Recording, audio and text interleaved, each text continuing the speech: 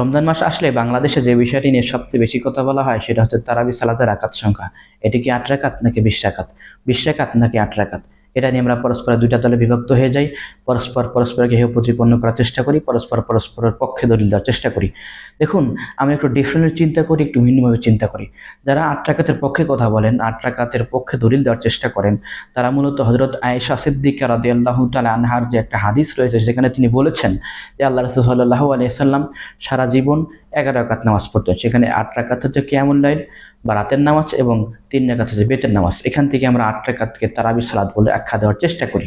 দেখুন, এখানে দুইটা বিষয়ে কথা বলা রয়েছে। একটা হচ্ছে যারা ৮ রাকাতকে কিয়ামুল লাইল হিসেবে চিহ্নিত করার চেষ্টা করি, তারা শুধু রমজান মাসকেই কেন্দ্র করে কথা বলার চেষ্টা করি, বাকি ১১ মাসকে চেষ্টা করি না। অথচ আল্লাহ রাসূল সারা জীবনই ৮ রাকাত নামাজ পড়তেন কিয়ামুল লাইল। আমরা সারা জীবনের কথা শুধু বলি না, শুধু রমজান মাসে যে তিনি আদায় করতেন এটার কথা বলি, বাকি মাসগুলোকে ইগনোর করার চেষ্টা করি।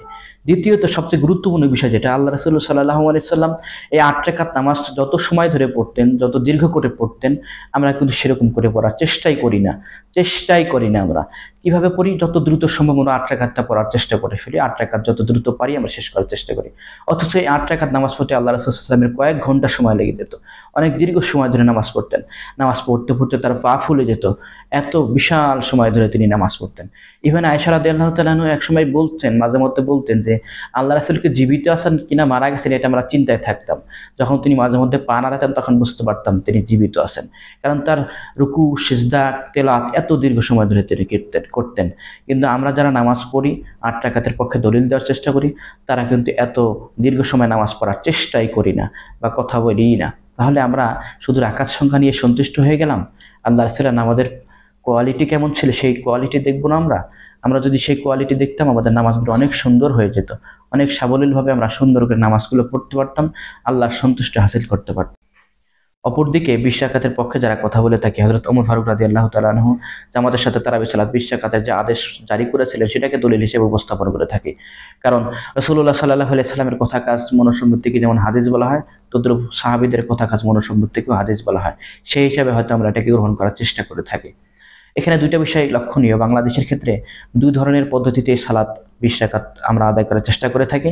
এক খতম তারাবি, দুই হচ্ছে সূরা তারাবি। সূরা তারাবির ক্ষেত্রে যেটা লক্ষণীয় বিষয়, গ্রাম অঞ্চলে অধিকাংশ ক্ষেত্রে এটা দেখা যায় এবং সেখানে আমরা সূরা তারাবির ক্ষেত্রে খুব দ্রুত সময় ২০ রাকাত নামাজ পড়ে ফেলার চেষ্টা করি। ২০ মিনিট সময়ও অনেক সময় ব্যয় করি না, এত দ্রুত নামাজ পড়ার চেষ্টা করি। আর খতম তারাবি অধিকাংশ ক্ষেত্রে শহরে প্রচলিত বেশি এবং সেখানে খতম তারাবি খতম করতে গিয়ে ২৭ দিন বা তার কম সময়ে ১ থেকে ১.৫ পারা পড়তে হয় প্রতিনিয়ত। সেখানে পড়তে গিয়ে আমরা অনেক দ্রুত পড়ে ফেলার কারণে অনেক সময় অনেক শব্দ বাদ হয়ে যায়, অর্থের বিকৃতি ঘটে। এটা নিশ্চয়ই কাম্য নয় এবং অনেক ক্ষেত্রে এটা দেখা যায়। খুব কম মসজিদ আছে যেখানে খুশুর সাথে সুন্দর করে তারতিলের সাথে কোরআন তেলাওয়াত করা হচ্ছে। এই যে দ্রুত পড়তে গিয়ে কোরআনের তেলাওয়াতের মধ্যে ভুল হচ্ছে, অর্থের বিকৃতি ঘটছে, এটা নিশ্চয়ই তারাবি সালাতের লক্ষ্য উদ্দেশ্য নয়। তারাবি সালাত আল্লাহকে সন্তুষ্ট করার সালাত, সময় নিয়ে পড়ার সালাত, অনেক দীর্ঘ সময় নিয়ে আল্লাহকে কাছে পাওয়ার জন্য আমরা আল্লাহকে কাছে পাওয়ার নিমিত্তে সালাতগুলো আদায় করার চেষ্টা করি, কিয়ামুল লাইল করার চেষ্টা করি।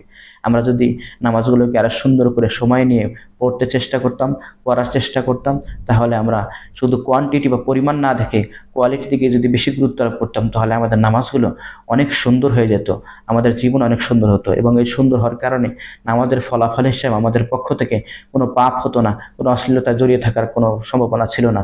কিন্তু বাংলাদেশে লক্ষ্য করা যায় যে আমরা নামাজও পড়ি, পাপও করে থাকি, কারণ এই নামাজ আমাদের অশ্লীলতা এবং পাপ থেকে বিরত রাখতে পারতেছে না, আমাদের পদ্ধতিগত ভুলের কারণে। আসুন, আমরা রাসূলুল্লাহ সাল্লাল্লাহু আলাইহি ওয়াসাল্লাম যেভাবে দীর্ঘ সময় ধরে নামাজ পড়ার চেষ্টা করেছেন বা নামাজ পড়েছেন, আমরাও ঠিক সেভাবে নামাজ পড়ি, সেভাবে নামাজ করে আল্লাহ সন্তুষ্ট হাসিল করার চেষ্টা করি। আল্লাহ তাআলা আমাদের দীর্ঘ সময় নিয়ে আল্লাহকে খুশি করার জন্য নামাজ পড়ার, ৫ ওয়াক্ত নামাজ জামাতে পড়ার এবং তারাবি সালাত সময় নিয়ে পড়ার তৌফিক দান করুন। আসসালামু আলাইকুম ওয়া রাহমাতুল্লাহ।